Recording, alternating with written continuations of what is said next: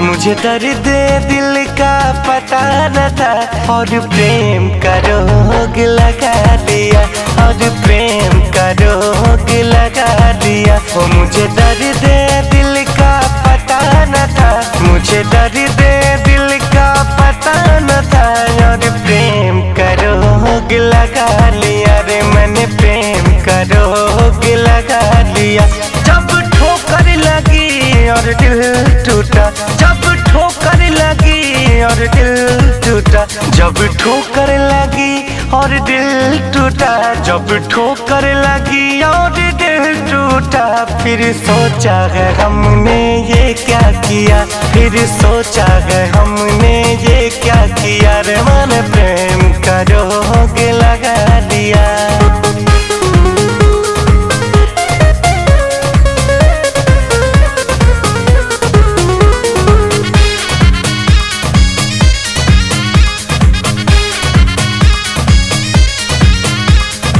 सारे खिलौने छोड़ के वो जज्बात से खेला करते हैं,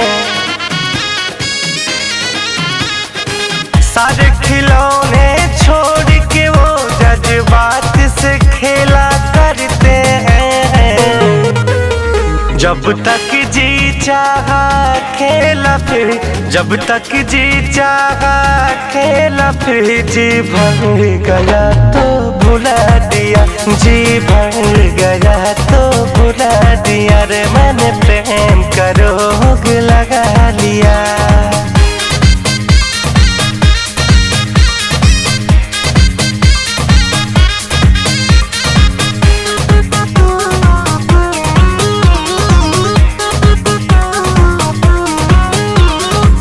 हम तुम्हारे ही रहेंगे ऐसे वादे थे उनके, हाँ हम तुम्हारे ही रहेंगे ऐसे वादे थे उनके।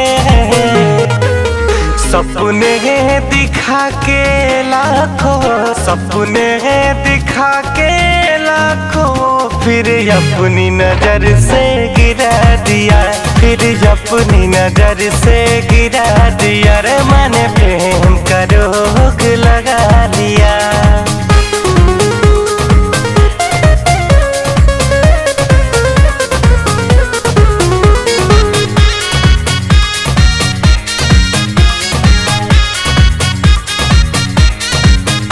कांटों की शिकायत क्या करे जब चुभना उनकी फितरत है,